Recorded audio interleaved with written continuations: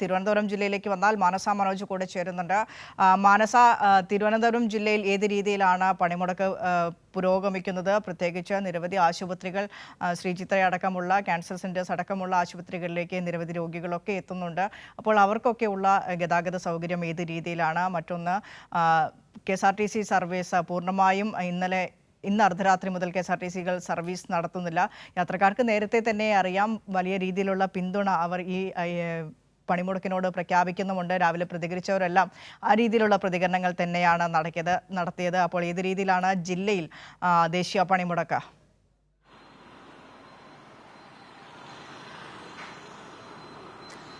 വിനിഷ, കേന്ദ്ര സർക്കാരിന്റെ തൊഴിലാളി അതോടൊപ്പം തന്നെ കർഷക വിരുദ്ധ നയത്തിനെതിരെയുള്ള ദേശീയ പണിമുടക്ക് സംസ്ഥാനത്തും പൂർണ്ണം എന്ന് തന്നെയാണ് പറയാനുള്ളത്. രാവിലെ ചിലയിടങ്ങളിൽ നെയ്യാറ്റിൻകരയിലൊക്കെയും ചെറിയ രീതിയിൽ KSRTC സർവീസുകൾ ഉണ്ടായിരുന്നെങ്കിൽ ഇപ്പോൾ നിലവിൽ പൂർണ്ണമായും അത് നിർത്തിവെച്ച സാഹചര്യം തന്നെയാണ്. മാത്രമല്ല, പൊതുനിരത്തുകളിലും മറ്റു വാഹനങ്ങൾ നോക്കുകയാണെങ്കിൽ സ്വകാര്യ വാഹനങ്ങൾ മാത്രമാണ് ഉള്ളത്. ഈ സമരത്തിൽ അല്ലെങ്കിൽ ദേശീയ പണിമുടക്കിൽ 10 ട്രേഡ് യൂണിയനുകളാണ് പങ്കെടുക്കുന്നത്.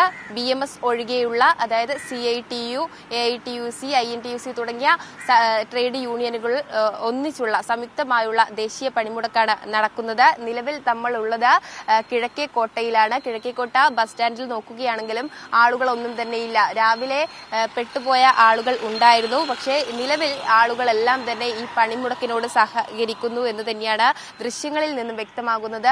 ഓട്ടോകളുടെ കാര്യങ്ങൾ എടുത്തു നോക്കുകയാണെങ്കിലും ഈ യൂണിയനുകളിൽപ്പെട്ട ഒരു ഓട്ടോയും തന്നെ നിലവിൽ സർവീസ് നടത്തുന്നില്ല. അതോടൊപ്പം തന്നെ ഊബർ പോലുള്ള ഓൺലൈൻ സർവീസുകളും നിലവിൽ ഇല്ല എന്ന് തന്നെയാണ് അറിയുന്നത്. അതോടൊപ്പം തന്നെ പറയാനുള്ളത്, ഇത്തരത്തിൽ കർഷക തൊഴിലാളി ദ്രോഹ നയം സ്വീകരിക്കുന്ന കേന്ദ്രത്തിനെതിരെ സംസ്ഥാനത്തും ശക്തമായ രീതിയിൽ പോരാട്ടം നടത്തുകയാണ് ഈ തൊഴിലാളികൾ എല്ലാവരും എന്നുള്ളതാണ്. നിലവിൽ വാണിജ്യ, വ്യാപാര, വ്യവസായ മേഖലകൾ യും തന്നെ അടച്ചിട്ട് പ്രതിഷേധത്തിൽ പങ്കാളികൾ ആയിരിക്കുകയാണ്. അതോടൊപ്പം തന്നെയാണ് സ്വകാര്യ ബസ്സുകളും സർവീസ് നടത്തുന്നില്ല.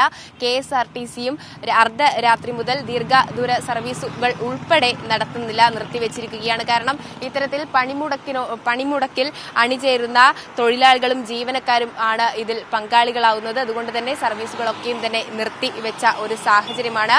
പക്ഷേ അവശ്യ സർവീസുകളൊക്കെയും തന്നെ നടത്തുന്നുണ്ട്. അതായത് ആശുപത്രി, ആംബുലൻസ്, ഒപ്പം തന്നെ പാൽ, പത്രം തുടങ്ങിയുള്ള അവശ്യ സർവീസുകളൊക്കെയും തന്നെ സാധാരണക്കാർക്ക് ബുദ്ധിമുട്ട് ഇല്ലാത്ത വിധത്തിൽ നടത്തുന്നുണ്ട് എന്ന് തന്നെയാണ് രാവിലെ മുതൽ കണ്ട കാഴ്ചകൾ. ഈ ഒരു സാഹചര്യത്തിൽ തലസ്ഥാനത്ത് ഇന്ന് പണിമുടക്കിനോടനുബന്ധിച്ച് നടത്തുന്ന വിപുലമായ പരിപാടികൾ എന്ന് പറയുന്നത് തൊഴിലാളികൾ അണിനിരക്കുന്ന ഒരു പ്രകടനമാണ്. 10,000-ഓളം തൊഴിലാളികൾ അണിനിരക്കുന്ന ഒരു പ്രകടനം തലസ്ഥാനത്ത് ഉണ്ടാകും. പ്രകടനമായി എത്തുന്നത് രാജ്ഭവനിന് മുന്നിലാണ്. രാജ്ഭവനിന് മുന്നിൽ തൊഴിലാളികളുടെ കൂട്ടായ്മ സംഘടിപ്പിക്കും എന്നതാണ് അറിയാൻ സാധിച്ചിട്ടുള്ളത്. അതുകൊണ്ട് തന്നെ ശക്തമായ രീതിയിൽ തലസ്ഥാനത്തും ഈ ഒരു കേന്ദ്ര സർക്കാരിന്റെ തൊഴിലാളി വിരുദ്ധ നയങ്ങൾക്കെതിരെ ശക്തമായ പോരാട്ടം തുടരുകയാണ്. വിനിഷ. ശരി.